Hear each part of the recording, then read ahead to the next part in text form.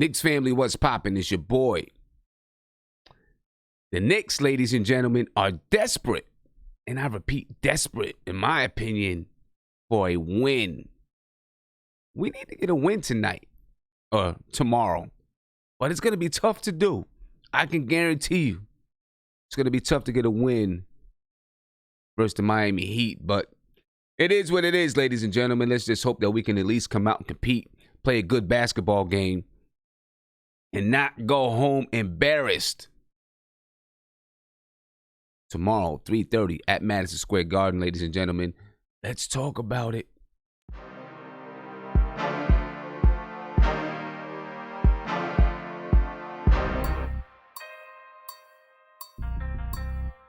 That's the thing. Ladies and gentlemen, like I said, the Knicks play the Miami Heat tomorrow afternoon at 3:30 p.m. at Madison Square Garden. And of course, you know, I'm always hoping for a win, but it's going to be a tough one tomorrow afternoon. Let's break down all this information here, ladies and gentlemen. We got a lot to look at, too. All right, we got a lot to look at. The Knicks interim head coach is Mike Miller. You know that. Eric Spoelstra is the head coach for the Miami Heat, and a wonderful coach he is. I guess it's still out on Mike Miller. We'll see what happens the remainder of the season with Mike Miller. But anyway, the projected starters for the New York Knicks tomorrow: Elfrid Payton, R.J. Barrett. I'm saying Morris or Bullock, right? Because right now Marcus Morris is questionable. We'll see if he plays tomorrow. If not, then it's going to be Reggie Bullock, who starts in the small forward spot.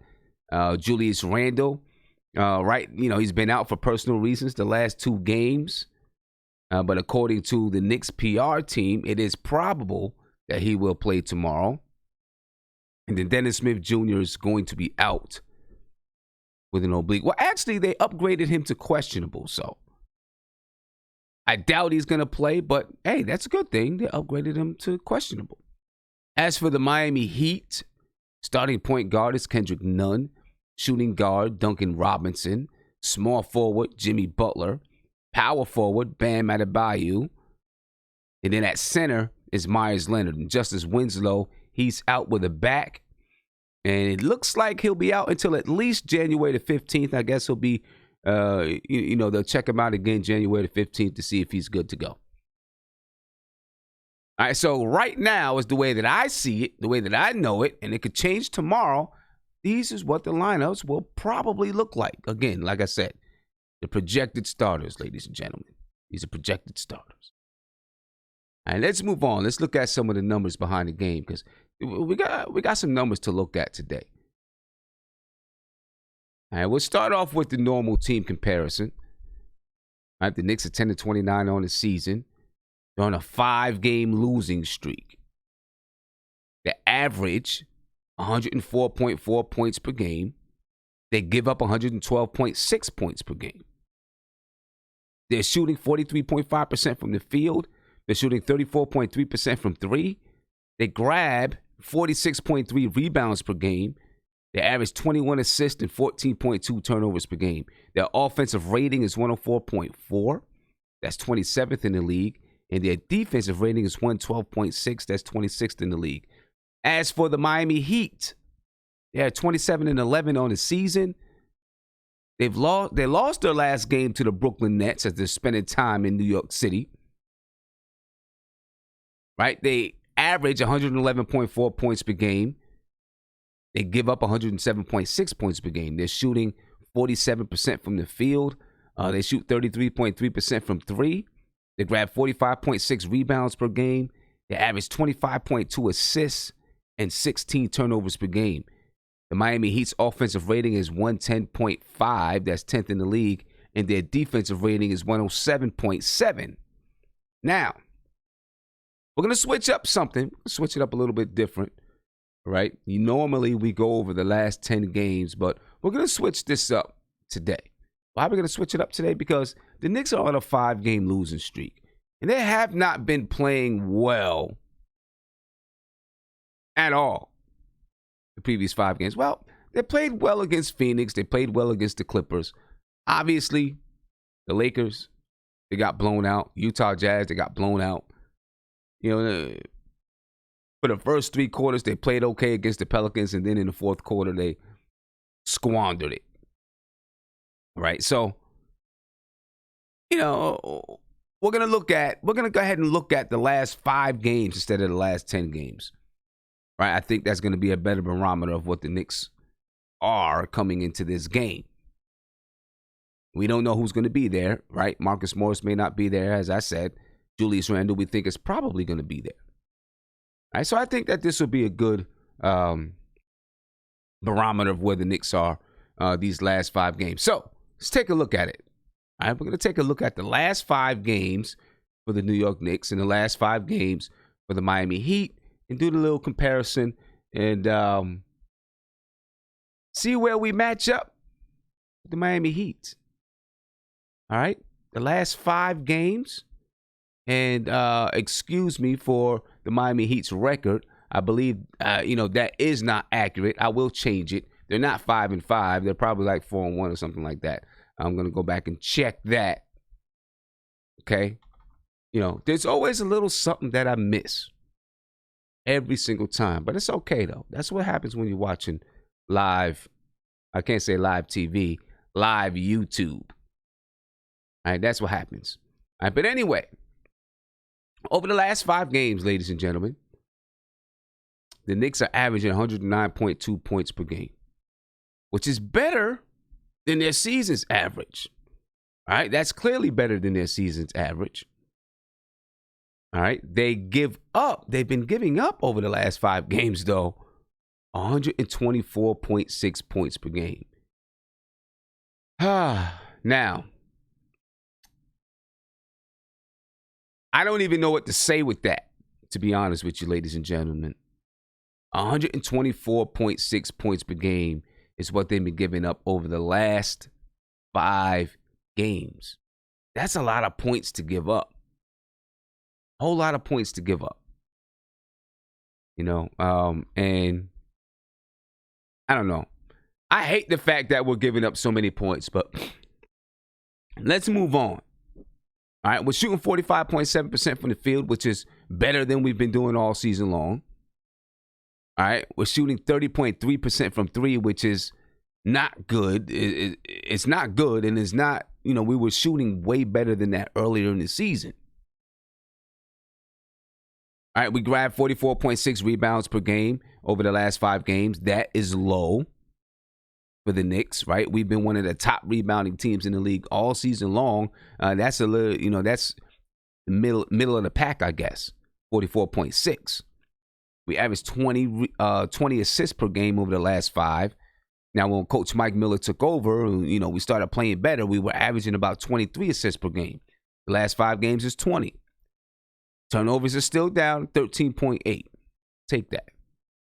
The offensive rating over the last 5 games is 106. That's 26th in the league. And the defensive rating over the last 5 games is 120.5. That's almost last in the league. It's pretty much horrendous. Now, the Miami Heat, their record is 3-2 over the last 5 games. Their points per game over the last 5 games is 105.2. They're giving up 103.4 points per game. So, of course, they're still a very good defensive team. They're shooting 47.2% in the last 5 from the field over the last 5 games. They're shooting 32.4% from 3, and that's not good. That's not good. But the last time they played us, they shot well from 3, and we have a habit of letting teams shoot well from 3. Because we sag so deep into the paint, and it's hard for us to recover. Earlier in the season, it was sagging and switching. Now we're sagging into the paint. We get caught on screens. I mean, teams have been just killing us from 3. You'll see. The Miami Heat, over the last 5 games, they've averaged 45.4 rebounds per game, 25.4 assists per game, and 12.8 turnovers per game. Their offensive rating is 109.4. That's 12th in the league. And their defensive rating is 108.2. That's 10th in the league. All right, so basically, we're going up against, well, we knew we were going up against a very good team. I thought that at this point, maybe we'd look better than we look over these last 5 games. You know, coming up against the Miami Heat. But right now, we're looking like one of the worst teams in the league. Well, we are one of the worst teams in the league. We're looking terrible, and they're looking like the Miami Heat. Although they lost to the Brooklyn Nets, they're looking like the Miami Heat.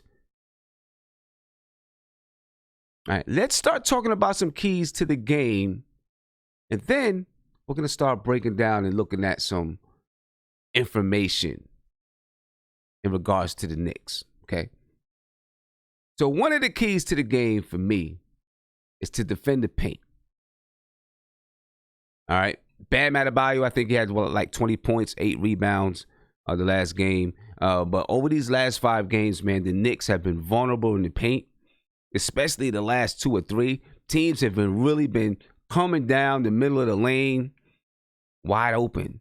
Not a body touches them. Free lane to the basket, an easy layup, an easy dunk. It's been embarrassing. It's really been embarrassing. And then not only are we not defending the paint in the last 5 games, but we're not defending the three-point line either. So it's not like the paint's open because we're trying to lock down the three-point shooters. And it's not like the three-point shooters are open because we're locking down the paint. We're not locking down either one of them. Either one of them. That's bad. So we really got to defend the paint and guard the three-point line. All right, because if we don't do these things, ladies and gentlemen, it's going to, you already know. I don't need to say to you what it's going to be. All right, but, clearly it's going to be pretty embarrassing, if we can't do these things. I want to go over a couple of stats with you. Just looking at the Knicks defense over the last 5 games. And, right now I have defended paint up there. I have guarded three-point line. I want you to look at these things right here because this is rough to look at. Over the last 5 games, the Knicks have given up 50 points per game in the paint. That's 20th in the league. It's not last. Right? But still, they're giving up 50 points per game in the paint. That's a lot for a lot of teams, that's half of their points. Okay? 50 points per game in the paint. Opponent's field goal percentage over the last 5 games is 52.2, 30th in the league. That's last in the league. Opponent's three-point percentage, 44.6. That's 30th in the league, ladies and gentlemen. Opponent's assists per game over the last 5 games, 28.8, 28th in the league. Not quite last, but close enough. And then obviously, like we went over before, opponents' points per game is 124.6. That's 30th in the league. Look at those numbers over the last 5 games, folks. Look at those numbers. Points in the paint. Opponents' points in the paint, 50, 20th in the league. Opponents' field goal percentage, 52.2, 30th in the league. Opponents' three-point percentage, 44.6. 30th in the league. Opponents' assists per game, 28.8, 28th in the league. And opponents' overall points, 124.6, 30th in the league. That's terrible defense by the New York Knicks. And of course, like I said earlier, the Knicks' defensive rating over the last 5 games is 120.5. That's 29th in the league. Just about last. So we got to do something to try to shore up this defense. If we don't do anything else, let's shore up the defense. Try to make this defense look a little bit better. Right? Because whether or not you want to win games, if you're one of those people that don't want to win games or whatever it is, you at least want to look presentable when you get on the floor. The very least. All right, let's move on from there, man. Ball movement and man movement. Okay. We've got to, we got to find a way to score the basketball. We want to score the basketball. We need to use ball movement and man movement. We talk about it every single game. Okay? Every single game. But I'm speaking about it with a purpose right now, though. Because we've got to find easy ways to get to the basket. Find ways to get easy baskets. Easier baskets. I mean, sometimes we get easy baskets when Mitchell Robinson, he's getting lobs and stuff like that. Those are easy baskets. I think we need some more, though. Because we shoot terribly from the field.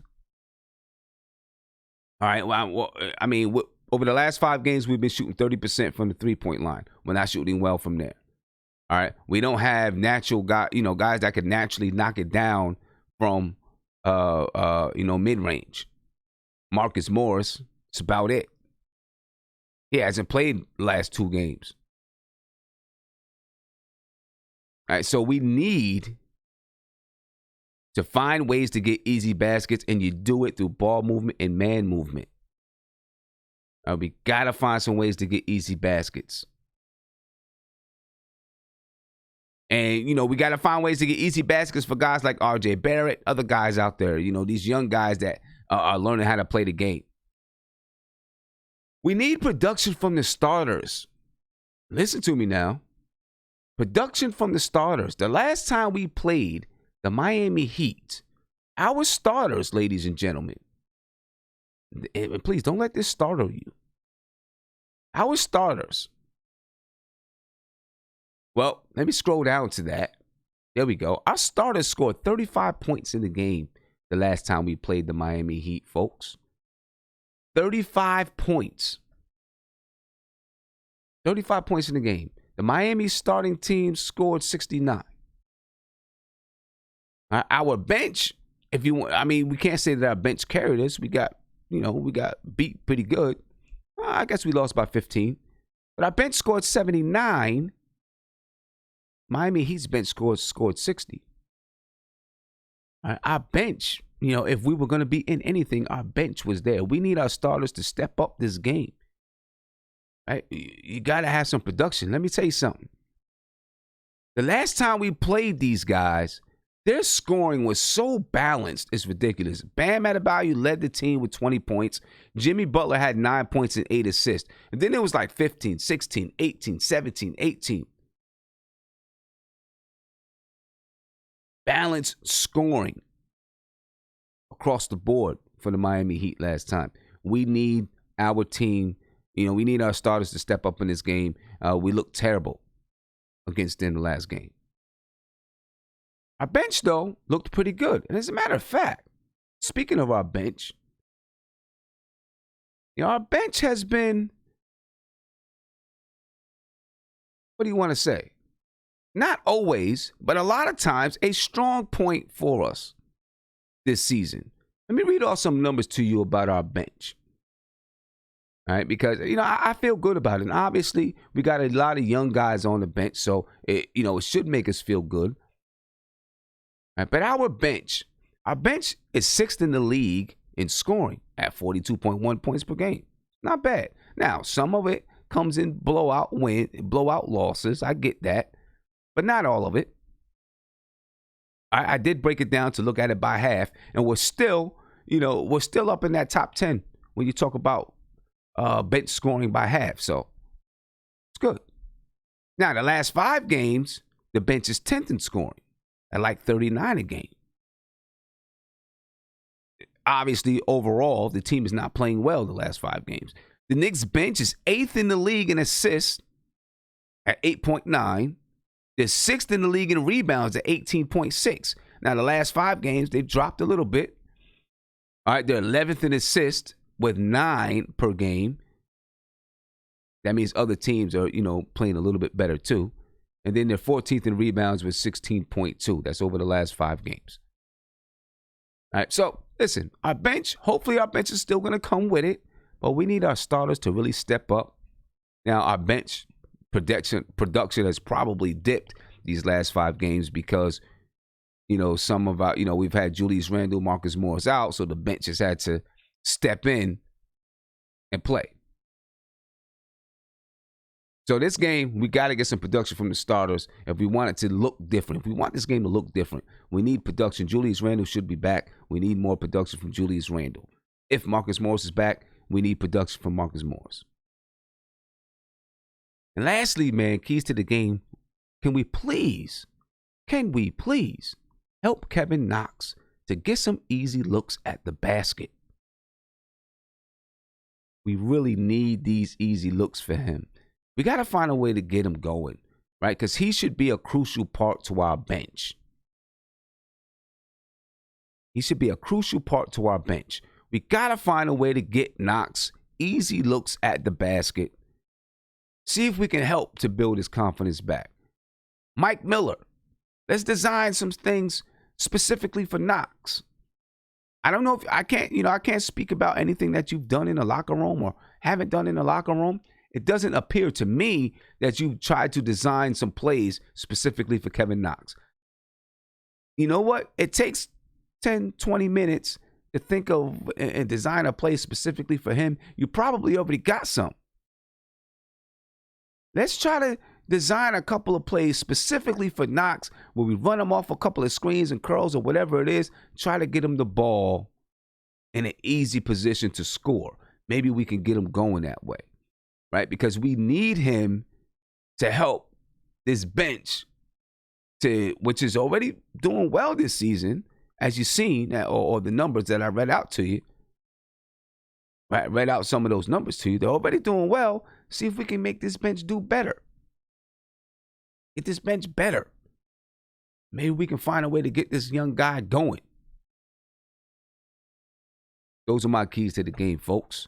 Again, we got to defend the paint. Guard the three-point line. We got to have some ball movement, man movement. We got to find easy ways to get buckets, whether that's easy, in the half-court set, a lot of ball movement, man movement, so we get an easy bucket, or get them in transition, off the rebound, off of steals. All right? Find easy ways to get buckets. Stop us from having to rely on shooting 30% from the three-point line and hoping we're going to make some. We need some production from the starters. The last time we played Miami, it was terrible. They scored 35 points. The starters did. And we need to help Kevin Knox get some easy looks at the basket, ladies and gentlemen. That's where I'm at with it right now. Okay? Talk to me, though. I want to know what you think. I am coming over here to my man Viv. Is in the video chat. All right, so I'm going to talk to my man Viv, see what it's been a while. Glad to see him.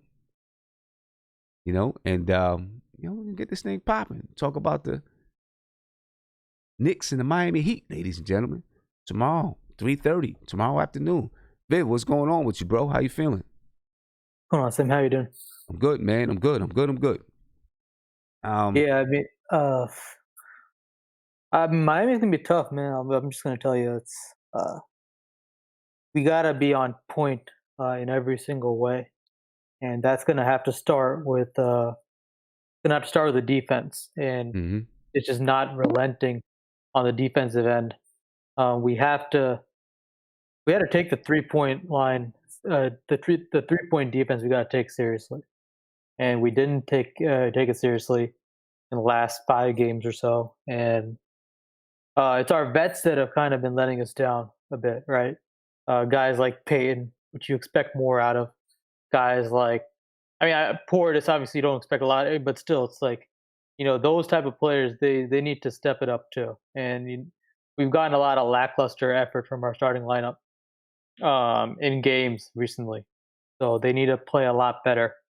And we're gonna probably get a little bit more healthier lineup. Right. So hopefully that will make a difference. But even with a healthy lineup, we saw what Miami did to us, and they ran us out of town when we were in Miami. So. Right. We have to be on point every single way. And as far as, I guess, someone like Kevin Knox, how do you get him going? I guess one way you can get him going is you get him going the old school way, which is if he puts in defensive effort, he gets easy buckets that way. Maybe you start there, rather than trying to force feed shots. Maybe what he can do is he can put some more effort and energy on the defensive end. And he's been lackluster on that end.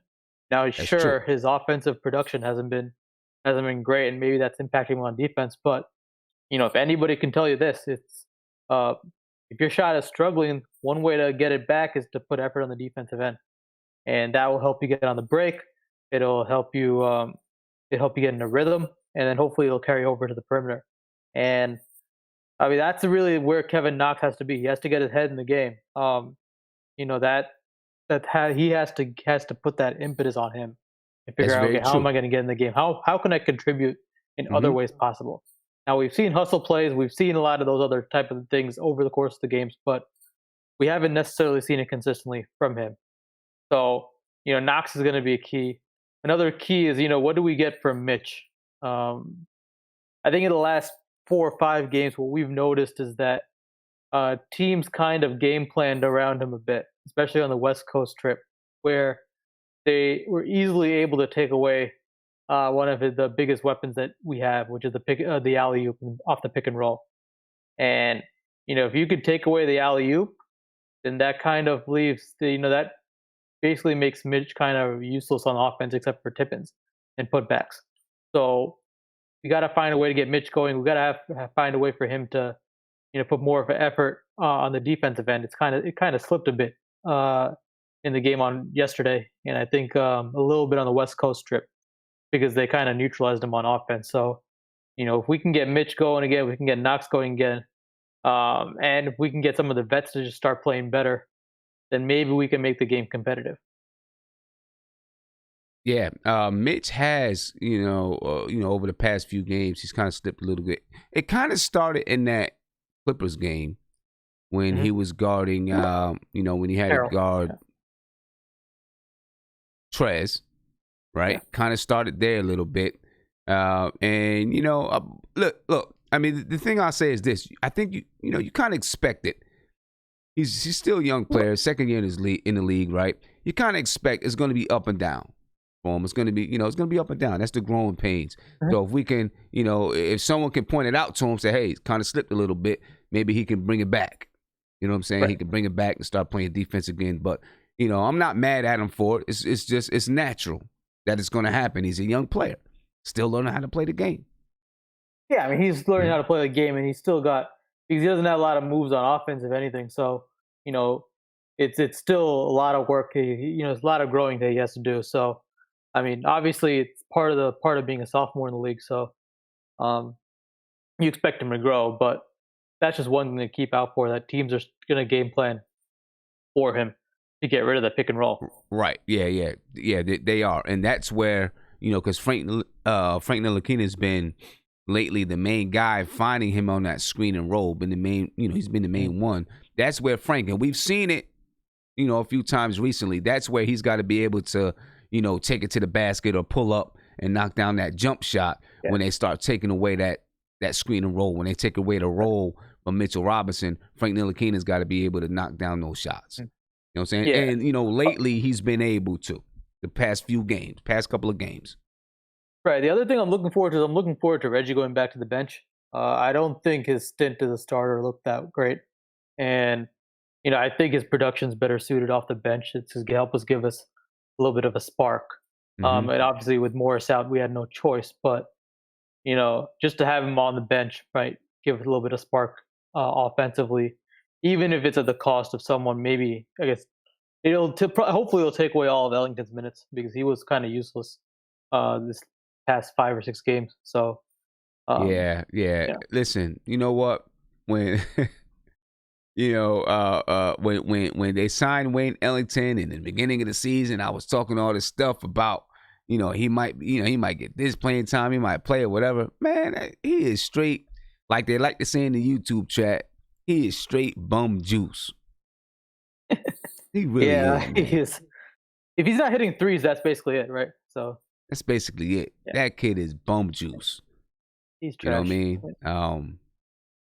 Bum juice. But we'll see. We'll see. I'm just hoping that we can come out and have a better performance. I'm not looking for us to beat the Miami Heat. I just want us to come out and have a good performance, something that we can say, okay, all right, we feel good about these guys. We went through a little spell. We played some tough teams.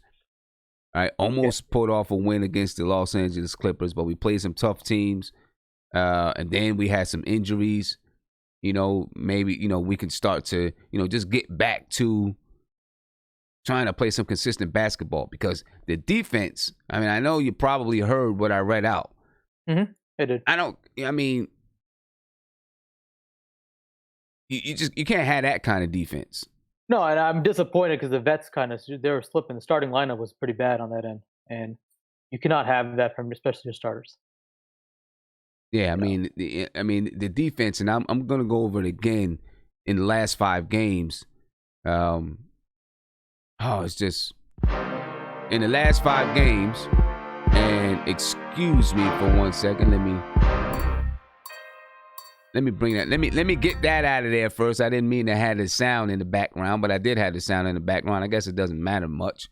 But the defense over the last 5 games,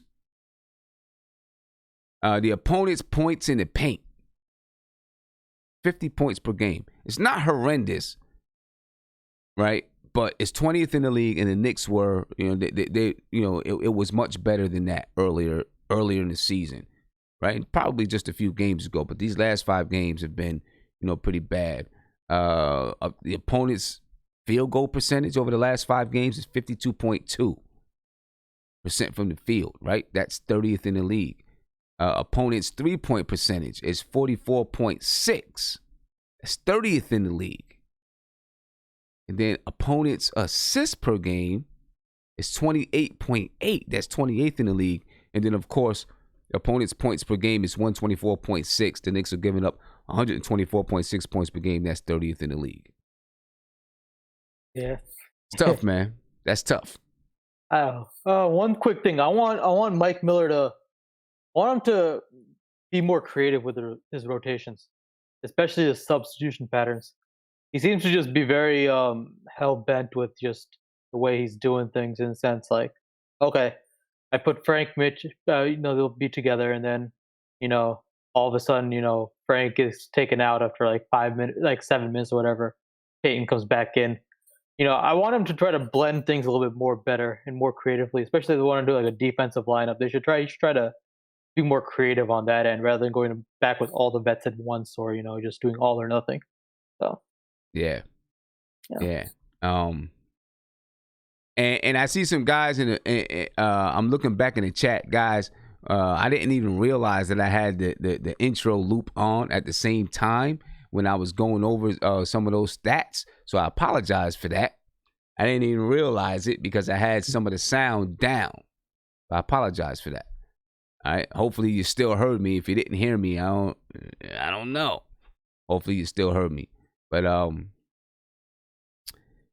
yeah, I don't know, man. Let me see who else we got here. We got Kareem. I'm gonna keep you live. All right, Viv. All right, yeah, keep cool. you live. And I got Kareem here. Kareem, what's going on, man? Hey, what's up, son? How's it going? I'm good. Yeah, man. Oh yeah, man. I found Wayne Ellington's uniform, his jersey. Just let you guys know, this is jersey right here is for sale. You said Wayne Ellington's jersey right here, his mascot. But I want to ask you your opinion on something, Sam. All right. Are you buying this neck injury and this personal reason why Randle has to be away from the game? We had a family tragedy. Yeah, somebody got ran over by a bus or kidnapped on a spaceship. No. He had a legit family tragedy. I think there is something legit going on with his family. Yeah, that's a legit one. It's a legit one. Yeah. Okay, I just want to make sure, because I'm like, here we go. Like, now 2 best players, right? No, he had a actual serious one. Okay, so I guess that report of him storming out the office, was that true? No, that wasn't true. That was BS. Okay. He may have. See, I think what happened is this. Whatever happened in his family, the Knicks were notified, and then after the game, they called him into the office to let him know, hey, whatever it is, this is what's going on. And so then when he left out the office, he was, upset, because of whatever was going on. So I think that's the case. Yeah. Yeah. Now, but at the same time, some other person said something about Julius Randle and Scott Perry arguing. He's seen them arguing on the way back to the locker room. You know, this was just a fan who said that he's seen it while he was at the game. There's no other confirmations on that. Oh, okay. It probably wasn't even an argument. Probably was just rushing out or something like that. Yeah. But yeah, okay, cool. I could see that because they made it seem like it was some type of mysterious incident that occurred.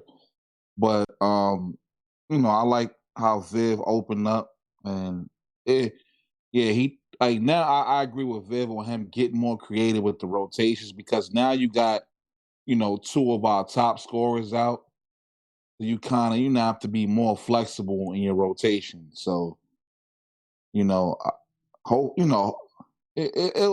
last 5 games have been tough, man. They've been tough to watch. They've been tough. It's been tough. Now I think Julius Randle might be back tomorrow. He'll be back. Oh, okay. I think he'll be back tomorrow. Cool. Yeah. Yeah. Okay. Yeah. So. Yeah, and I can't lie, man. I like the last 2 games, man. I've been liking Frank's confidence. And I was talking to a friend about this. I actually like his growth this season. He's really like showing, that grit and that, that he's confident. He's taking shots that he wouldn't take in the past. And knocking them down more times than none. Besides his rough start in the beginning of the season. So that's good to see. And I think we could get that pick and roll back with him and Mitch. They just got to space the floor a certain way on the offensive end. At times I feel like we're just on top of each other and we need to spread the floor out more. Yeah. Mm-hmm. That's where the Reggie Bullocks come in. That's where Wayne Ellington was supposed to come in. That's where Bobby Portis was supposed to come in, to open that floor up so that Julius Randle could score, could score without getting double and triple team. So Mitch could get that lob to the basket. That what they call that 3-man. It looks like a 3-man weave almost. Oh, yeah. They start off. That's actually a set play. I forget the name of it. Someone did a breakdown of it. But that play intentionally was done so that Mitch gets a space to operate in like the pick and roll. Right. That's why they kind of do like some weird. That's why Frank always gives it up. It's part of like a set designed to. It is. Yeah, people always say that about Frank. Giving the ball up. When he crosses half court. I mean, it's part of one of their sets. He doesn't do it at all. Like he doesn't do it immediately after half court now. Mm-hmm. He just does it where he gets a little bit there, but he's not telegraphed. Like he kind of gets in the motion. But it's just. But in the past, just like you had Stockton and Malone. I would say one of the most deadliest pick and roll combos is Montrell and Lou Williams. Yeah, and they on was the Clippers, killing us. It's unstoppable. They was killing us. Like they run that. I remember the first game they played the Lakers. The Lakers were killing the starters. When Doc Rivers put in those 2, Lakers could not stop it. Yeah. So I feel once Frank and Mitch, they really get it down and the other teammates, open that up for them, it's going to be unstoppable. Yeah. I'm going to tell you something else that I like that I've seen the last few games, though. Even though, through all this stuff, and maybe it's just from lack of players, I don't know. But there's been several times closing out the quarter where Frank Ntilikina has been the one that had to create off the dribble. Mm-hmm. Several times. It hasn't always worked. I think the last game when he did it, maybe it was the end of the second quarter. It was the end of the first. I don't know. He penetrated to the basket. I think he found Mitch. Under the basket. Then there was like 3 seconds left, and then came back down the other end. The Pelicans came back down the other end. I don't remember if they scored or not. Maybe they did. But he's had the ball at the end of some quarters, to close out the quarter. We'll see how much that he's doing. Huh? I think one thing he's doing better this year, especially compared to last, and more recently compared to earlier in the season, is that he's getting closer into the paint. Like when he's attacking, he's not giving the ball up. He's giving the ball up like much later. He's collapsing into the paint. It opens up all the alley-oop opportunities that he's getting. That's why he's been such a prolific passer in the alley-oops to Mitch. He's driving and he's attacking the paint. and it's making a marked difference. That's why he's getting the dunks, he get all this other stuff. It's all with attacking, getting closer into the paint. Yeah. And once you throw it up in the paint, any Mitch is gonna get it. Mm-hmm. You gotta do is throw it in Right. in the For the most part, he's Mitch is gonna gonna get it, man. Without a Mitch doubt. is what, shooting 73% from the field. Obviously, most of them are coming at the rim. You know what I'm saying? But shooting 73% from the field. I want to see. I was talking about it. Was it last night? Maybe it was last night. I just want to see Mitch shoot when he gets a couple of those mid-range shots open. I just want to see him shoot. You know what I'm saying? I just want to see him do it. Instead of him, if the defender drops back off of him still looking to hand the ball off to the guard. I just want to see him take one of them. I just remember that one day, man, I don't remember who they were playing. They dropped so far back off of him, and he was standing. I was like, yo, shoot the ball. But, he was looking for the guard to hand it off to. If he could make those, man. But even if he just starts shooting some of them when they're open, when they're open, making them. Right, it's going to help him get to the basket, too.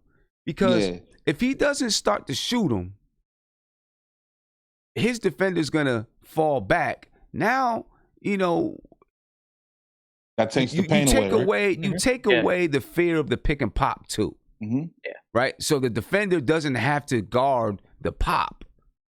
Right? They don't have to guard Mitch popping to shoot a jumper. They only got to guard the rim. So it takes that away. If he just shoots a couple of them, he hits the rim, whatever, they say, okay, maybe he can make them. Or he might make one. Now they got to respect it a little bit more. You know what I'm saying? And so it opens it up for Frank. It'll open it up for Mitch. But, they just got to keep that connection, man. Keep that connection because it's looking good. It's looking good. Very much so. It's looking good. RJ Barrett's played better the past few games too. You know what I'm saying? I think it started in the Utah game, or maybe it was the Clippers game. I don't know. One of those games he had 24. It was the Lakers, right? One of those games. Yeah, maybe the Lakers. Maybe the Lakers. He had 24, and then he had a good game against the Clippers. A good game against Utah. So a good game against the Lakers. He had 24. Good game against Utah. I don't remember what he had against the Pelicans the other night. 15, 16 points or something like that. Something like that, yeah. Right. So he's he's coming out of that slump because he was getting into it, but he had to know he has the mentality to be able to pull himself out of it. You know what I mean? So I'm glad that he is. As a matter of fact, I think he had his first game against the Clippers was good because Steve Nash was there. Yeah, you're right. Yeah.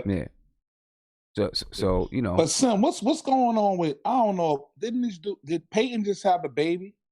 Yeah.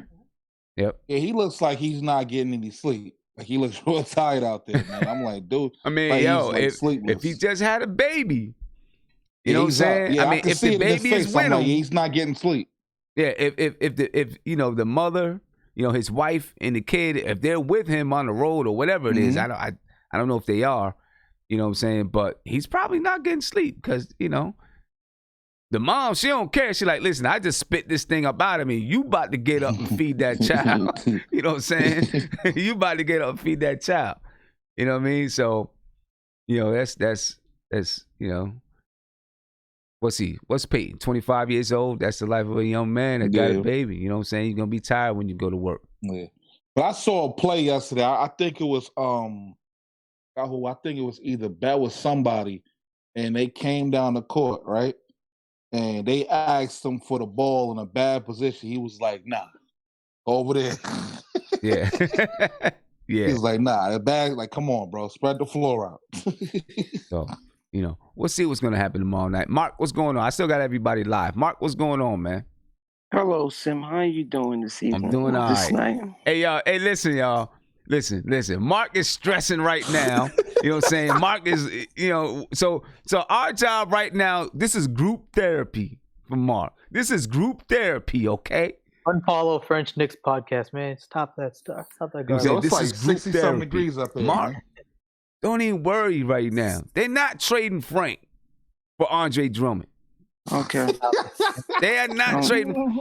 Okay. So I'm pretty sure everybody's seen the report that came out that the Detroit Pistons are the ones who initiated the contact with the Knicks about Andre Drummond.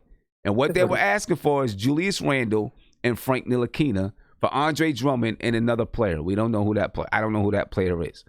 Okay? From what I understand, the Knicks were like, not really interested.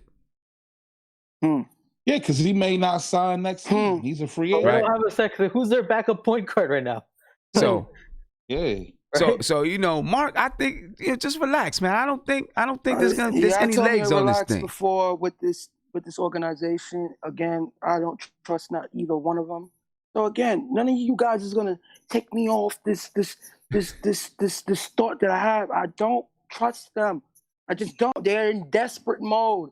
What do y'all don't get? But what I'm saying is, okay, listen. But hold up. But Mark, every single year, no matter who is the GM, this stuff comes out on Twitter. It comes out on ESPN. Somebody reports that the Knicks or any team that's in the NBA talked for this player, asked about this player, that player. 90% of these rumors do not come to fruition. And what's their intentions on getting that trade? Why do they want? The reason why, because Drummond is 26, he's young. They think highly of him, and they think highly of him. That's what y'all not understand. I'm asking why Detroit asked for that trade. Like, what's the? Because Detroit likes Frank Ntilikina. Hold on. Drummond is about to command $190 million. Detroit don't want to pay him. Detroit want young players. They just want to break it up. They want young players. And Atlanta, they asked Atlanta for a number one pick. Atlanta said no because Drummond's stock is very, very low. And the Knicks are looking for an established player, and they think highly of Drummond. That's why I'm afraid. And I'm afraid because those two in the office are desperate for a young player. Hold on. That's why. Wait a second. Let me ask you this, right? Who's more desperate? The Pistons trying to get rid of Drummond or the Knicks acquiring Drummond? The Knicks. What are you talking about? No, the Knicks are more desperate. No, Mark. I'm saying, do the Pistons have more of an urge to get rid of Drummond, or do the Knicks have more of an urge to acquire Drummond? The Knicks have more of an urge because the Pistons have more urge to get rid of Drummond. And you know why they're doing this? Let me tell you why they're doing this. They're doing this because they want to set a price for Drummond. They're like, all right, this is all about setting a price for them. Like, all right, this is what they offered. They wanted to put Mitch there. They really wanted the report to say, okay, we're offering Julius Randle and Mitch. To basically say, okay, this is the price line we're going to put. This is actually a message to the Hawks. This is like two other teams. And this is all right. This is what your price is. All right, that's what all this is. So everything else was just noise. And I saw the tweets and all this other random stuff that people were quoting. Half the people didn't even read the full article. So it's just like come on, like he's not going anywhere. He's not going anywhere tomorrow. He's probably not going anywhere Monday. Well, this is why we're different because you have your opinion, I have my opinion. You probably trust the organization. I don't. They're in desperate mode. I believe those two are in desperate mode, and I feel like they're capable of anything as of right now. So okay, please don't tell me. I feel like this. The way Mark, let me ask you. So let me jump in one second. I feel like this. Happen so y'all could just feel stupid.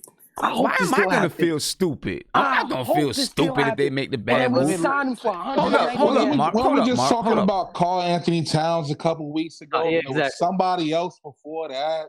Check it. They was trying to get my thinking is this for a pack of fruit snacks. This is my thinking. Steve Mills is desperate. And right? Mills. Hold up. Listen, Mark. Listen. Steve Mills is desperate. Steve Mills knows, and I talked about this on a couple streams ago, when he leaves the Knicks, he's not getting another job in the NBA. It's not happening. Scott Perry, on the other hand, he will get another job someplace. Scott Perry is going to protect his reputation around the league. And for him to do, try to sabotage the Knicks to save his job in New York would not make sense for his career. Because now every other team is going to say, nope, we're going to stay away from Scott Perry. All right? So there's a big difference between Scott Perry and Steve Mills in here. And Scott Perry's going to have a say. Scott Perry is going to be there. You know what I'm saying? So I don't, if Steve Mills goes, Scott Perry's going right with him. It's not But see, about. but Mark, It's not let me about ask you this, that. What it's about is, yes, if Steve Mills goes, Scott Perry will go along with him. But Scott Perry's good. He'll be able to get another job for another team. Steve Mills is not. So Scott Perry's not going to ruin his reputation. I don't care for that. I care that they're in power right now and they're able to make trades. I'm going to say this. I'm afraid of them doing something retarded and stupid because they've shown that with Steve Mills giving Tim Hardaway $72 million to protect his job from David Griffin. That's all you have to tell me. That's how desperate he is. Mark, let me ask you this, Mark. Do you think their jobs are they on the hot seat? Who? Mills and Perry? Yes. Okay, so let me ask you this. If they're on the hot seat, right? If their jobs are actually on the line, do you think they're get fired anyways? I don't know that right now. I don't know if they're going to get fired by the end of the season, but I don't want them to make any moves. Do you think Dolan has confidence in those two? Look how long he has Steve Mills here. So no, but right now, this season, do you think Dolan wants to get rid of them at the end of the season? I don't know. I don't know what Dolan's capable of. Okay, so let me tell you this: if they're really on the hot seat and they're on the verge of getting fired, they're not. They probably won't. Dolan won't sign off on that move. Bro, they lied to sign off on a big trade if these guys are gonna, he's probably not gonna allow them to make any moves, especially if he has no confidence in either one of them. Do you know how many times Steve Mills have lied to Dolan and Dolan signed off on the things Steve Mills? Yeah, but your assumption is for 2017 was that he was actually gonna get go. He wasn't going anywhere in 2017. Okay, Vivek. Right? He was not going anywhere. He was not going anywhere the last 7 years, right? But he lied. Okay. His whole premise of him being in this, he lied to you guys. Period. Well, he didn't lie to me. I just didn't lied about what? He lied that number one. He lied that said Porzingis wanted out. That was false. That was false. Oh, stop number this Porzingis stuff, man. Come on. That's false. Stop this Porzingis stuff. That's false. That's not even playing. Come on, let's stop bringing him in. But that's false. Now, man. You traded a young. Listen, at the end of the day, you traded a young asset. Listen, now. Vivek, you don't have to like the guy. I don't care. You don't trade a young asset and tell the fans that you thought you was gonna get some. Kevin Durant didn't even mention us. There was no meeting set up. He lied. He lied. Period. But you know what? Oh, when did we ever say we had a meeting with Kevin Durant? Singing some flowers for that other leg too, by the way. When did we say we had a meeting set up with Kevin Durant? I don't really care about your thoughts anyway. At the end of the day, Steve Mills lied to y'all. Y'all felt for it. Okay, hold on. Listen. He keeps saying Steve Mills lied to us. He didn't lie to you then? Yeah, I don't know. No, he didn't lie to me because what I said the night. I didn't accept. Hold on. What did I say the night when he got traded? He didn't want out. Bro, but what I'm saying though, how can he lie to us and not lie to you? Because he told you guys he wanted out and y'all believed it. And y'all kept saying, Mark, he wanted out. Yeah, but like half bro, how can he lie to us and not lie to you? If he lied to the general public, he lied to you too. He lied to everybody. How did he lie to me when I said the night that couldn't believing be possible a that he wanted lie? out? I did not believe anything he said. Okay, so you're saying you don't believe the lie and we do, but you still got lied to. You still got lied to, bro. Hold on. You don't believe the lie, but a lie was told to everyone by that logic. That's what Sim is saying. I'm not in the You didn't believe it, and we do, according to you. Yeah, because y'all the same people that told me that he said that he wanted out. Wasn't that all y'all was complaining about when I kept complaining about it? Y'all told me, Mark. He wanted out. He wanted out. Won out more than he did. I don't give a damn. I mean, listen, I don't even care about the whole KP thing. I still believe KP had the right to not to want to be here, and I don't think he wanted to be here. Hey, yo, Sim, I don't believe he wanted to be here. He had the right not to be here. Listen, okay, so this is what I'm not going to do. This is what I'm not going to do. This is what I'm not going to do. Legs, bro. I'm going to end the conversation. And I'm not going to combat anything y'all say because again, y'all got duped, y'all feel salty, and y'all gonna try to look good about it. But it's okay. Mark, though. We're good. It's okay you're the only one. But when the Drummond deal happens, you're the one that's mad. When the Drummond deal happens, I'm gonna be like, I told you so once again. So Fine, I'm gonna leave you it can at say that. that all you Is it want. I don't Let's care. continue. They're Let's gonna get continue Carl with the Anthony show. Towns too. They're gonna get Let's Carl Anthony continue. Towns I too. wish they could. I wish they could. But nah, they wish were talking could. about him 2 weeks ago. I wish so they they gonna could, get but him too? Drummond is more closer of getting than him. He's more eligible getting We gonna get than the Carl Anthony Rosen Towns. too. We gonna get I the don't Rosen know. too. I don't know what you're trying to do here, Kareem. But Drummond. No, but what I'm saying is I don't know those what were you're all trying to do. people. No, I I'm don't- asking you because those were all people reported. I'm And, not doing okay, anything. I just I'm said to asking you- a question. Asking But- a question is not doing anything. It's asking Okay, a but question. my question is not to you. Is did the Knicks talk to the Timberwolves or did Detroit talk to the Knicks? So, okay, you heard Detroit what you talked just to the said? Knicks. Did Okay, Detroit talk to the Detroit Knicks? talked to the Knicks, right? Detroit talked Yeah. to the Knicks. So the Knicks didn't initiate the conversation. Detroit did. Okay. Yeah, But Detroit again, did that. Steve Mills was there when they drafted Drummond. He wants a young player. No, Steve Mills Scott was not there. Perry was there. Steve Mills No. was not there when they drafted No, Drummond. Scott Perry. Oh, Scott Perry. Scott Okay, Perry. yeah, Scott Number Perry. one, Scott Perry was there. Scott Perry's there when they drafted Drummond. And I have a feeling because he wants a young, established star player. He's a two-time All-Star. And Frank He's a is young, part of the Phil regime, right? yes, and he never liked it, Frank. He wanted Frank going from when he stepped in office. This is Why was he big gone? facts. This is big fact because Steve Mills wanted Frank, and Steve Mills told him no. So then why would Steve Mills say yes to this then? I don't know. Then? I don't Right. know. But they If Frank want is a his young guy, player. why would Steve know, Mills say I'll tell you yes? this. They Mark. want a young player. They He's- look at Drummond. They look at Drummond as a young two-time All-Star that can help the Knicks win games. That's what they think. And if the deal happens, I'm just like I told y'all so. And then y'all gonna feel stupid. So Mark, who you think they gonna give us? Drummond and who I'm else? gonna feel So they I said don't- another player too, right? By the way, I don't Perry left Detroit like a couple days before the draft. But so- it doesn't matter. He's part. He's been part of that franchise for Well, a he long, was doing long time. scouting. He was a Perry was scout. doing like He scouting. was in office. He was in the office. He left was- before then, basically. Doesn't matter. He has connection there, bro. Everyone He has a connections, reputation man. there. I mean, That's how KG got. Isaiah. That's how KG got to the Boston Celtics by Mikal. Because things like that happens. Yeah. So now that he has a connection with Detroit, and then they're trying to give He's us from Detroit too, right? Yeah. I think so. So Yeah, he's from again, Detroit. Yeah. again, this can happen because he never wanted Frank, so I think he's on the board. They're trying to get rid of Dennis Smith Jr. Randle's in the deal now. I'm kind of glad for that.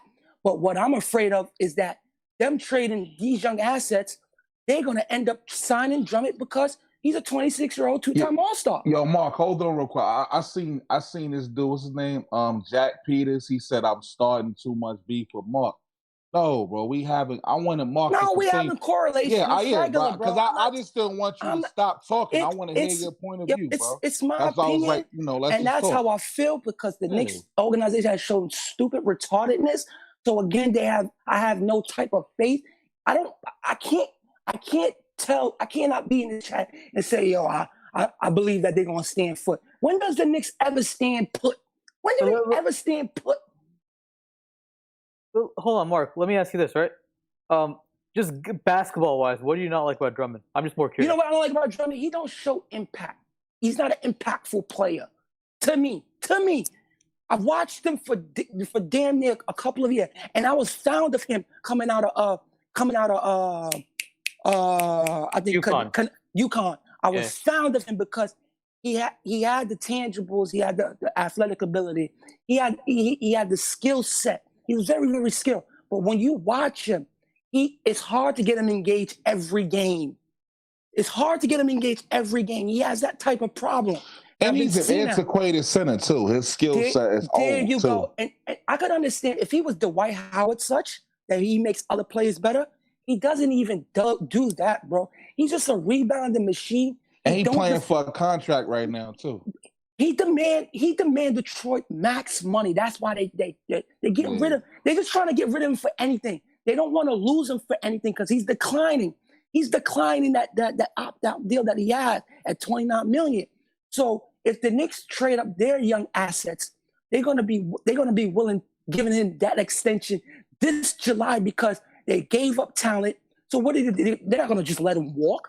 A 26-year-old two-time All-Star. They have faith in him. Just like when Scott Perry told y'all he has faith in Julius Randle. But now, So then, Mark, Mark, Look, Mark, let me ask you this then. So they need to give Detroit- us Drummond and Blake Griffin.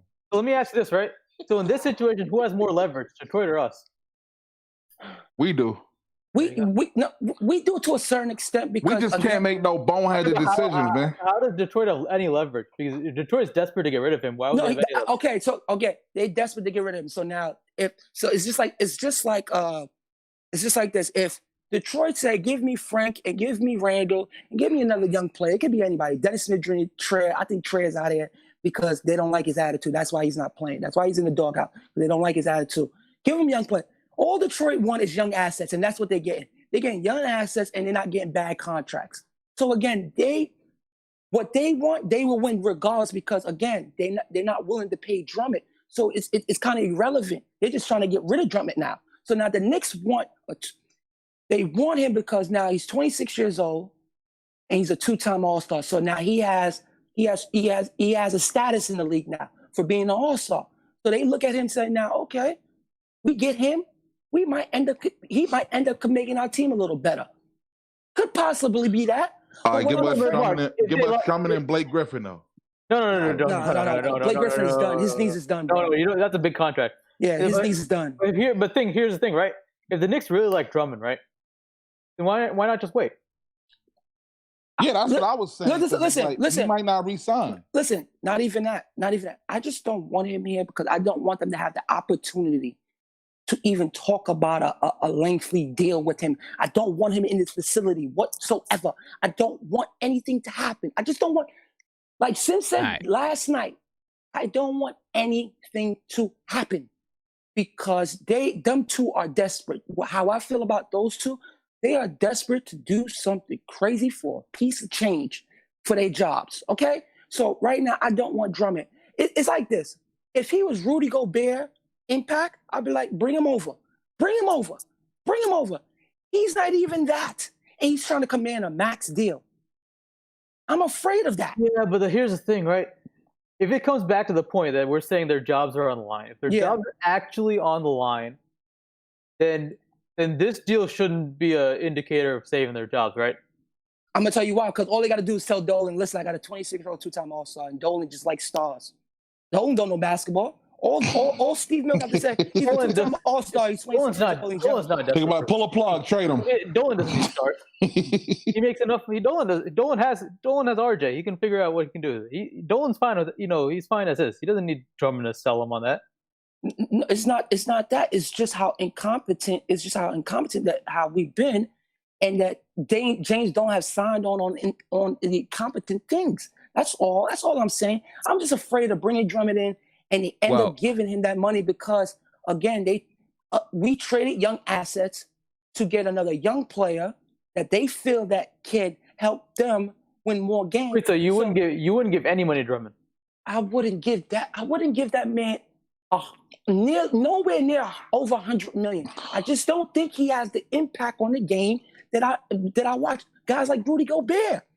He doesn't even score or rebound at the rate of that. But now let's give a fair assessment here. Now, hasn't the last few years hasn't Drummond led the league in rebounds?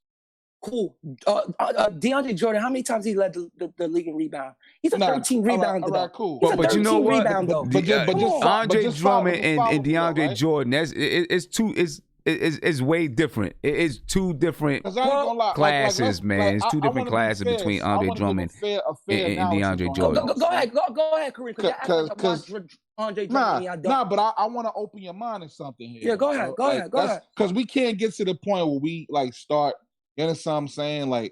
Because I think about it. Okay, cool. Let's say hypothetically we got Drummond, right? Yeah. And let's say we were able to get one of I don't know if Reggie Jackson is still there or whatever. No, you don't want any of them. I don't want Reggie Jackson. All right, cool. Okay, cool. But so now because if you're taking Frank, bro, you gotta come on, you're taking. No. Listen, at the end of the day, Drummond is better than Frank. So we have. There's no leverage between those two players. I get that, but what I'm saying is that the leverage we have is that they want to get him off. Yeah, and Detroit wanted Frank from 2 years ago. So they want to get him off. So what I'm saying is, do you think if let's say it happened, right? Yeah, go ahead. if we have, because I always said, I think for us to get like what we have right now or whatever and add some shooters, we can have a system with pick and roll, stretching the floor, and shooting threes. All right, but Drummond is not a passer. But imagine Drummond and Mitch in the game at the same time. No, check this. You can't put both together. You can't put both together. And that's Ain't nobody getting in the paint. Hold on. Kareem, that's the dilemma. Can score. No one will be able to score in the paint. That's the dilemma. If you got shooters around them, you're not lacking the scoring. They'll set those screens. No, but they'll destroy the dribble penetration because none of them. Yeah, but bro, at the end of the day, ain't nobody on the other team gonna penetrate either. Kareem, at the end of the day, if you put it Andre but I get what you're saying though. They space eaters. They eat up space. I understand that. If you put Andre Drummond, if you're going to surround a team around Andre Drummond, he don't have the IQ to pass the ball at a rate to make other players better around him, bro. I've been watching this kid, man. So let's just we'll be talking about this forever. All right. So let's end it here. Yeah. I don't think that the Knicks are gonna. I don't think it's gonna happen. I don't think it's gonna happen. Right? I don't think it's gonna happen. But I don't want. But what I don't want to do is disparage Andre Drummond, though. Kind of like you saying, Kareem. I don't want to disparage him. I mean, look, he's on pace right now. To secure his 7th straight season, 1,000 points, 1,000 rebounds. Right? The only players with longer streaks are who? Wilt Chamberlain, Bill Russell. Yeah. Right? He's not a black hole at passing either. He's recorded more double-doubles than any other player in the league. Yo, Sim, can I ask you a question real quick? Yeah. Because I'm reading the written chat. Do people listen and do people have great listening skills? Most people don't. These are retarded, yo. Most people don't. No shooter. I said go get shooters. And okay, cool. I know they're gonna eat up space. I said that already. Retarded, listen, he's recorded more double-doubles than any other player since he's entered the league. Right? And Mark, you can do all that if you want to. I'm just trying to. I don't want you to disparage him. I don't like right because people they're gonna say Andre Drummond sucks. He's garbage. He's this and that. That's just not true. I don't want to say that because that's not true. Right. You know what I'm saying? That's just not true. He's got 392 double-doubles since 2012, 2013. No other player in the league has more than 300. This is coming from Tommy Beer. All right, it's coming from Tommy Beer. I mean, he's a serious player in the NBA, man. Let's not disparage him. Maybe he's not the right fit for the Knicks, whatever. But let's not act like the dude is garbage. That's what I'm saying. Don't act like the dude is garbage. Okay. Nah, but I get what they're saying. So they saying that he doesn't impact wins. That's what they're saying. He doesn't. I feel that. That's what they're trying to say. They might say he doesn't impact wins, but I can guarantee you, him by himself, I can guarantee you that he's played for a team that has more wins than the Knicks have had. And how long? That's been in the playoffs. Than more times than the Knicks have been in the playoffs. And how long? I can guarantee you that. Right? That he's played for a team that's been to the playoffs. How many players on our team right now been to the playoffs? One. One? Marcus Morris? One? Right? So let's not disparage him and say that he does not impact. He doesn't impact the game. I just think that's ludicrous. I just think that's ludicrous, man.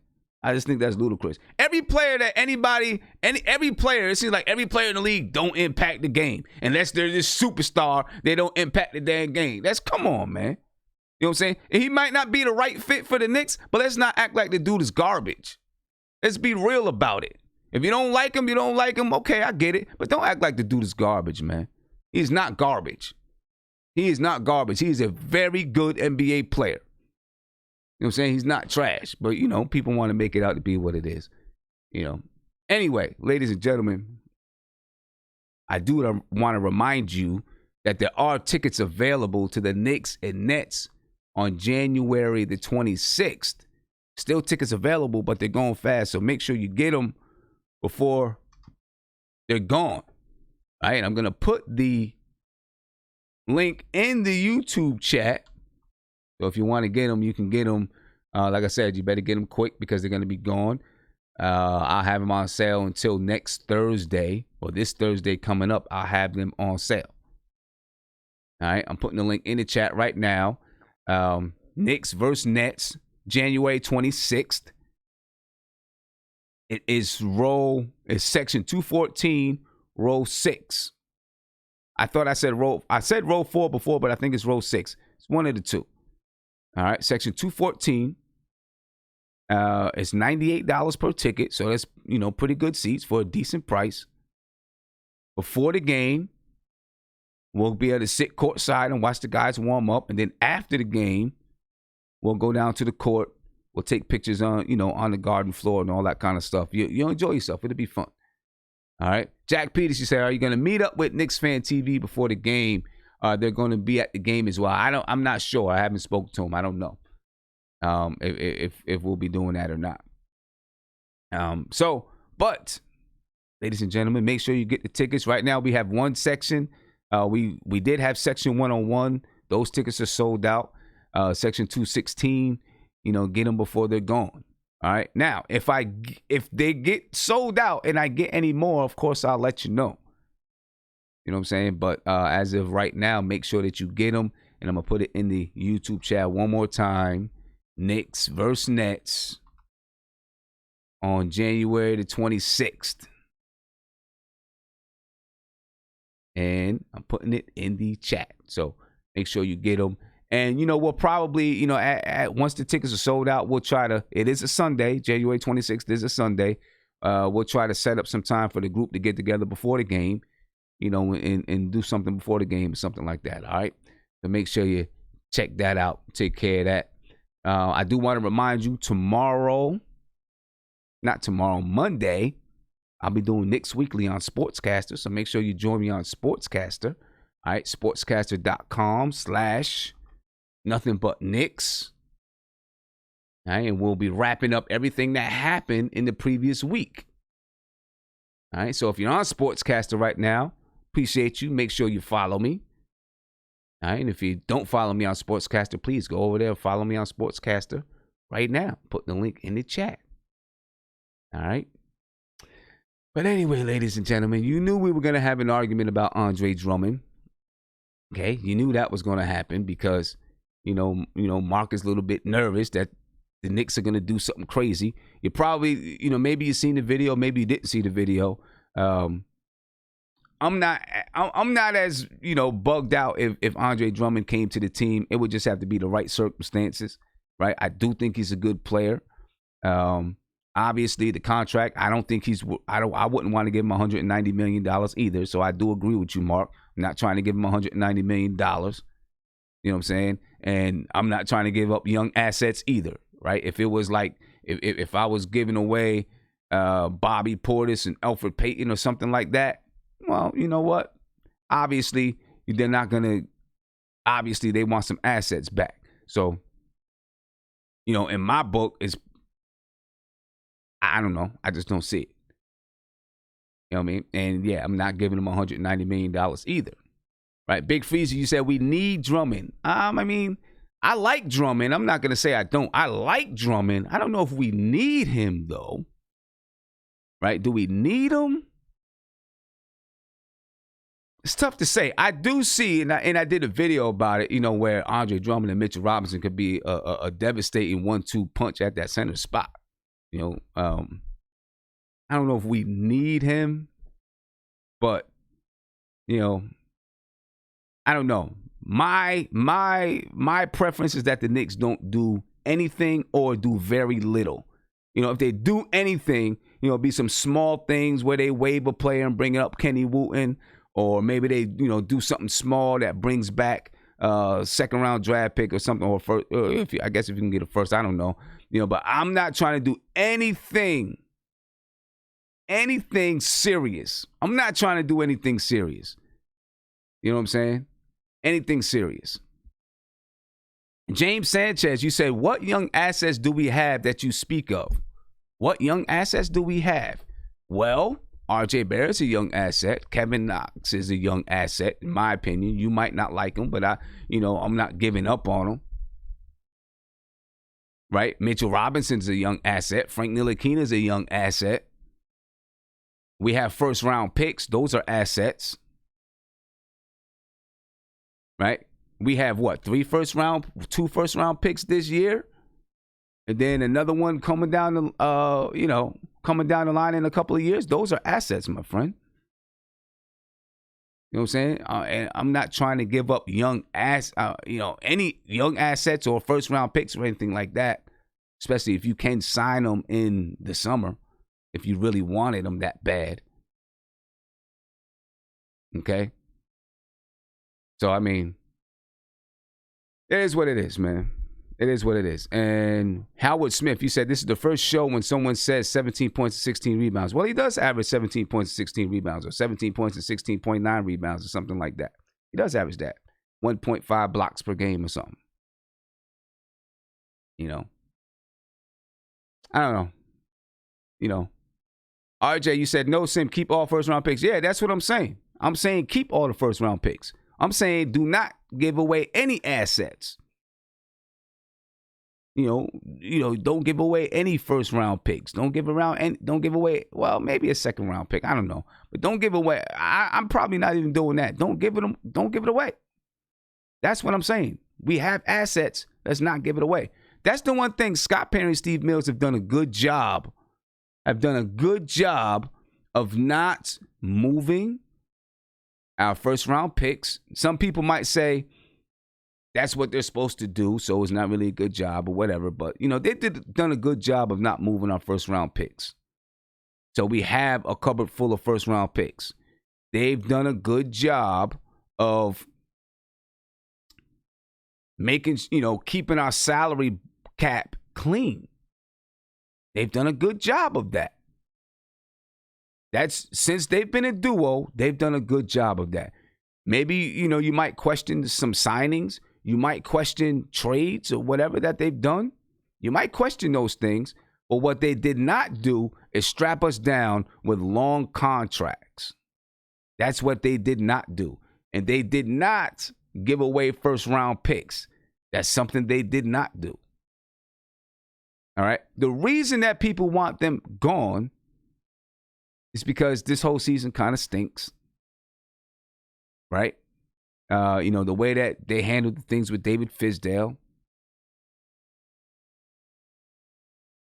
The whole thing about, developing and setting the culture hasn't really, not that it's supposed to be right there in year 2, but it's almost like you don't even see it. It's almost like right now we're starting all over again. Right? So, that's the reason why. That's the reason why. And it's the reason why, if you've seen my video that I put out earlier, or yesterday, last night, whenever it was, early this morning, that I'd rather these guys not do anything. The club, we got our first round draft picks. The salary cap is good. I kind of rather them not do anything and let the new regime, if there's going to be a new regime, let the new regime start making the deals. That's kind of where I'm at with it. But let me start with, I want to ask that question. I'm going to start with, who am I going to start with? I'm going to start with Viv, and then I'm going to come back around and I'm going to ask everybody. And I want the truth. All right, I want the truth. So, Viv, I'm going to come to you first. Scott Perry and Steve Mills. What, as far as these, salary cap, first round draft picks, and those type of things, how do you think they've done? Just looking at first round draft picks, acquiring and keeping draft picks, in the salary cap. How have they done since they've been here? Viv, can you hear me? Hey, sorry. Can you repeat it one more time? So I said salary cap, first round draft picks. How do you feel that Steve Mills and Scott Perry have done since they've been here and managing those two areas? Salary cap and draft pick. Since they've been here, so 2017, 2018, right? 2017, since they've been a duo. Yeah.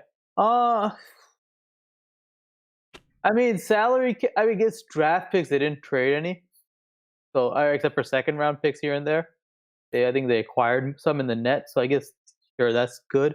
Like, I mean, what they could have done, I mean, this is debatable. I mean, this is what a lot of people say, but I question the merits of it. Could they have instead of signing everybody to free agency, could they have instead used that cap space to acquire assets? That's the other counter argument. I question that counter argument only because I don't believe there were a lot of contracts there in the first place to acquire. I think it only ended up being only a couple, and I don't really think there were that many opportunities. And let me ask you this though, right? Because doesn't it still do the same thing? I mean, obviously you couldn't have done it between July and December the 15th, right? But doesn't it basically do the same thing? Even though you got these guys signed, you can still trade them, and then the other team can waive them. Right. I mean, so the key is actually doing that. And as you mentioned, as you alluded to, if we want the Knicks to stay pat and not do anything, right? Then everybody ends up not really tradable, because the problem is with a lot of these contracts is that they have guarantee dates that are essentially like you have to kind of like they have to go, and then you have to hire somebody in like the end of the season literally, and then they have to trade him within months, because I think July 1st is most of their guarantee dates. That means they end June up 28th. full contracts. It's June 28th are the guarantee dates. Yeah, June 28th, exactly. So you end up in a bind. So I think for me, I would like a couple of them traded anyways. I mean, even if it meant even if it's at the expense of whatever happens. I mean, I think Morris, as much of an impact he made over the course of this season, I think he should be the prime candidate to go. I think the opportunity to get a first round pick, which I believe they can get if they actually do the trade, I think that'll come handy somehow, some way.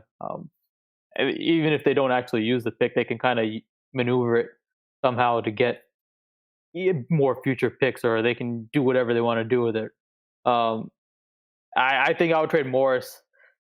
Portis is in a weird situation because he has a club option, so I would try to trade him too, if I could do that, because as much as I'm not a crazy fan of Portis's game, I thought that he would progress a little bit from his little short stint with the Wizards, but he's kind of he's been okay. The problem is, I guess, the contracts are just so big that it's very hard to trade Portis and get anything similar in return back. So that's where I think the salary cap management would come into question. Does a guy like Portis, was he really warranting $15-16 million a year? I don't think so. No, I think so let me ask you the thinking behind that, right? Yeah. Do you think that their thinking behind Bobby Portis was that he was gonna, come in? I don't think that they thought he was gonna give you what he did to Wizards. I think what the Wizards is 14-8. They probably didn't think that because of the other players we had on the team. But did they think that his value, he would at least play to his value, and then teams would, some teams would covet him. But still, it ends up being a bad contract for the Knicks that still can be tradable if a team is looking to shed some salary or something like that. But then the Knicks don't want to take back salary, so it would have to be something with a third team involved, to make some of those type of things work. Yeah, that's the problem, because like if you want to trade him to a contender, right? A contender, they're so tight with their cap space, and they don't have similar expiring contracts coming back. Like, I can't trade a guy like Portis to, say, I don't know, Philadelphia or one of those teams, because there's no wiggle room. They're over the cap. Right. So if you had a contract that was more in lines of like $5 or $6 million, then you could probably trade Portis. Same problem with Taj Gibson. Taj Gibson could be a very probably useful player somewhere, but you probably will end up not getting anything for him because he's making $10 million this year. Yeah. And now, see, you might not, get anything this year, I mean, you might not get anything this year, but by June 28th, if you waive him, then you owe him $1 million, which is nothing. Same thing with Bobby Portis. I think if you waive him, you owe him $1 million. I think everybody's like $1 million except for Randle. Except for Julius Randle in 2021, you'd have to waive him by July 21st, by July 28th, 2021. And if you waive him, then you got to give him $4 million. Yeah, so he's essentially an expiring contract to someone next year. Right. So I mean, it's not like they'd have, if they didn't trade him by June 28th, they say, okay, here's your $1 million, we're waiving you, and then they go on about their business, and there you go, you got that cap availability if you want it. So, right. We'll see, man. We'll see. I mean, it's hard because again, if they're on the line, like we were trying to talk about this before, if Scott Perry and Steve Mills, if they're really on the line, I would not expect a lot of moves made. Because I don't think if you're on the line, then your job is probably not going to be salvageable by any moves you make. Right. So exactly, you won't be allowed to make any moves. Right. And now the only thing about, I kind of said the same thing that you said. If if those guys' job is on the line, then James Dolan is definitely going to sign off on anything. Now, the thing is, like Mark is saying, James Dolan may not know basketball like that. So if I'm James Dolan, I'm getting an advisor. So I say, any moves that you think about making, you need to see me first, and then I'll talk to my advisor. As long as that advisor's not Isaiah Thomas. You know what I'm saying? But no, also, there's also, what's his name is there? Who we just pick up as a David Blatt. David Blatt. So, maybe he's there. Obviously, that's Mills' buddy. So I don't know. I mean, there's a Dolan can go to people to ask about basketball things. There's right. people that are. I mean, he's not the best basketball owner, and he's probably not the greatest owner in any field by any capacity. But I'm sure he has enough people that may know a little bit more basketball than he does that could advise him. But I mean, look, in 2014 when he was courting Phil Jackson, he basically put the kibosh on any big moves, right? So between after that Bargnani trade, whatever that happened then, I think they wanted to try to make some trades, but he basically said no, and he was advised by someone to say no. I forget who he was advised by, but he was advised to say no to any trades. Right. And this was with Steve Mills around, and this was with the presumption Steve Mills is going to be around anyways. Yeah. So I find it funny that people would think a guy who's running a multi-billion-dollar, not just the Knicks, but corporation in Madison Square Garden would be afraid to tell somebody no. Oh no, he's not going to be afraid to tell somebody a lot of times. He is. He's put the axe on a lot of things. So he's not afraid to say no, and he said no. He said no on basketball matters. I think it's just more narratives in the end of the day. I think it's a lot of people just want to if anything just wants to get them mad at the Knicks. It's just do that. And unfortunately, all it took was just some tweets to really just stir up a fan base. I mean, if we call that a fan base. That's how it is with the Knicks, man. It only takes some tweets. Let me get down to these guys. I want to ask these guys a question. Kareem, I want to ask you a question real quick, because I'm about to get out of here in a minute. I'm about to go watch Power, but I want to ask you, what do you think David Blatt is playing in all of this? So what? What is David Blatt? What? I said, where do you think David Blatt is in all of this? What role is he playing? I mean, we know that he's a consultant. Supposed to be consulting on international matters, but we've seen him at games and things like that. So I'm pretty sure he's having some consulting a little bit about some making moves. Well, I honestly never put much thought into his signing.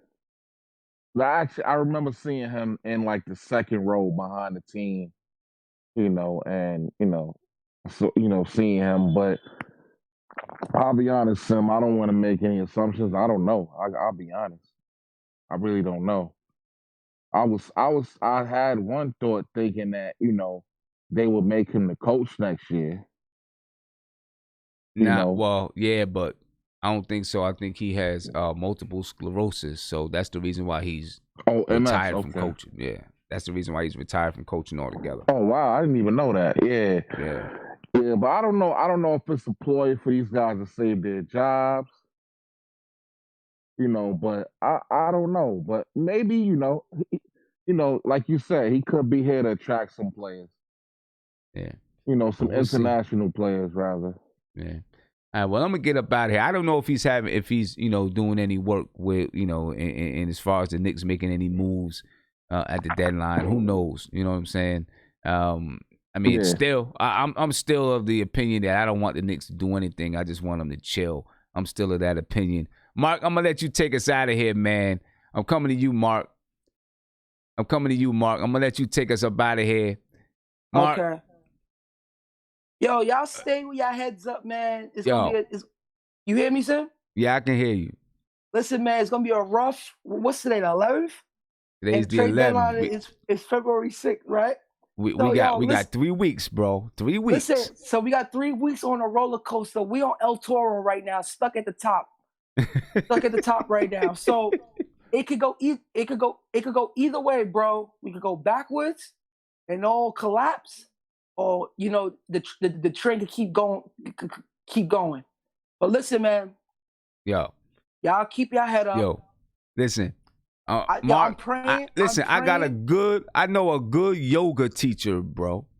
I know a good yoga teacher, and she can, hit you over some herbal medicines and stuff. You know what I'm saying? That'll just keep you cool. And I ain't talking about the herbal medicines that you guys are thinking. I know what kind of herbal medicines y'all talking about, what y'all thinking right now. But I'm saying though, you know what I'm saying? You know what I'm saying? I know what you're talking about. But she's a herbalist. You know what I'm saying? It's like, she could keep you mellow, bro. Yoga herbalist, she keep you mellow. Tim, I don't want to be this way. I wish y'all would have seen me the year when we had that mellow team, that season we had 54. That was the best smock you would ever see. I don't want to be negative. I don't want to come on here sad. I want to win games. You don't understand, bro. I'm urging. It's like, can something just good happen for once for us and just stay good? That's all I want.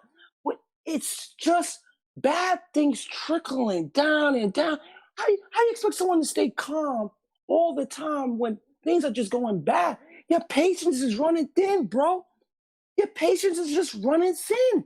I'm tired of watching games. That's what I'm saying. That's why I'm telling you, man. I got a good yoga instructor that can, keep you cool. You know what I'm saying? Check this, bro. Check this. I signed up for the gym 2 days ago. I went in there, right? In there. I tried to do something. I said, yo, bro, nah, I need help, because you just can't walk in the gym and think that, doing pull-ups. You got to know what you're doing. I walked in there. I felt so discouraged, because it's like, bro, I need to learn my body first. I need to learn what I need to do to work out. I'm not a workout warrior at all. So it's just like, yo, bro, I'm uneasy right now. I'm trying to just get myself into the gym really, really, really, really. But right now, yo, it's gonna be a 3 weeks. I don't think nobody can help me right now until they stay pat. No one can help me, bro. Not the weed. Yo, I can hit the lottery now. I might be happy, but then again, my Knicks is out there being bullcrap, and I would love to spend money to go watch them win games, because that's a thing you want to do when you have money. I can't even do that because they're losers. So now, in that case, man, y'all have a good 3 weeks. Yo, why don't you hook up with Guillermo? You know what I'm saying? Guillermo be in the gym. Hook up with Guillermo. No, you are so right about it. I didn't think about that. I forgot. Now, that's a good idea. I'm going to text him tonight. Yeah, hook up with that man. I found his number in my black book, so I'm going to definitely hit him tonight. Good idea. Yeah. So listen, it's going to be a rough 3 weeks for us. You get what I'm saying? Because the Knicks are capable of being retarded. So What's up with this listen, word we man. keep? I know I said it the other day and I didn't want to say it. Why we keep using retarded? Come on, man. I'm sorry. Okay, they're gonna do something childish. Let's say that they're gonna do something childish that's gonna bother me. So again, Sim, you had a great idea. Stay pat. As long as we stay pat, That's what I think we need to do. The meter will go down. The meter will go down. But other than feel that, you. yo, holla chat. All right, man. Great show, Sim. Be easy, bro. I'm trying, bro. I'm trying. All right, I'm man. trying. I'm sorry. All right, ladies and gentlemen, I'm heading up out of here. Again, make sure you join me on Sportscaster. Okay, I'm putting the link in the chat. Sportscaster.com/NothinButKnicks. All right, join me there. Monday nights, I'll be doing Knicks Weekly. It's going to be Monday night, Monday morning. I'll let you know. I'll be doing Knicks Weekly. All right, where we're just going to look at everything that happened during the week. You know, who's the player of the week, plays of the week, bloopers of the week, all of that. You know, we talk about everything that happened during the week. So it's a good show. Make sure you join me on Sportscaster. It's exclusively on Sportscaster, okay? All right, so make sure you join me there. If you're not an official member of NBK, join. Look right under the video next to the subscribe button. There's a join button. Hit that join button. Check out what the options are. Because like I said, there are people that bought up Section 101 way before it was open to you all. You know what I'm saying? Because they're members. So they got first dibs on it and they got a discount on the price. And they still have a discount on the price if they're buying tickets in Section 214. So you might want to become a member. Jack Peters, you said, what's Sportscaster? Sportscaster is if I didn't announce it to everyone, I'll announce it to you now. I am an official New York Knicks content partner with Sportscaster. Okay? So that's why I'm doing content over there on Sportscaster.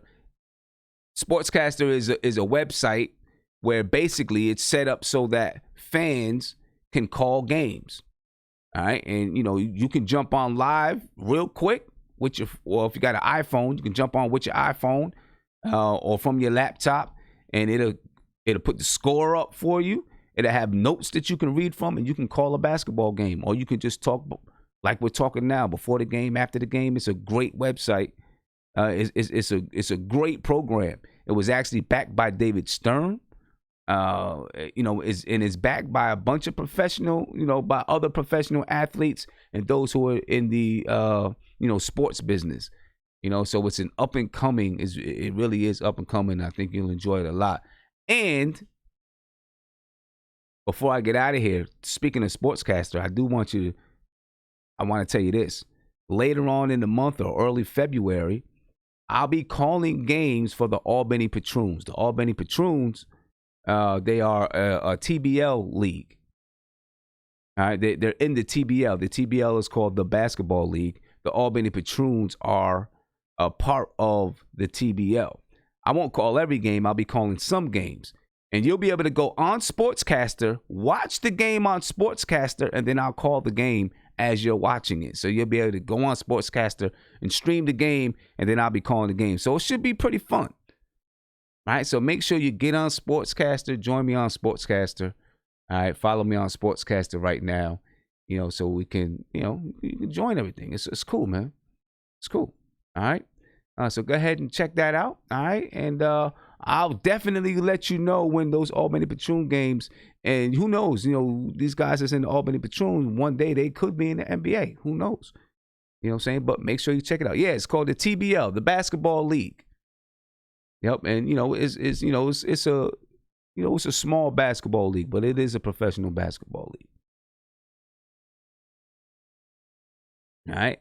But anyway, I'll give you more information on that. I am going to put a link to the basketball league in your website in this stream right now, so you can check that out. All right. I just put it in there. That's the basketball league. Check that out. All right. See it. Anyway, ladies and gentlemen, I'm out of here. All right. I will catch you guys tomorrow after the game, so we can talk about the game. Probably talk about Andre Drummond some more. Probably argue some more. All that good stuff. You know what I'm saying? So I'm out of here, ladies and gentlemen. Peace.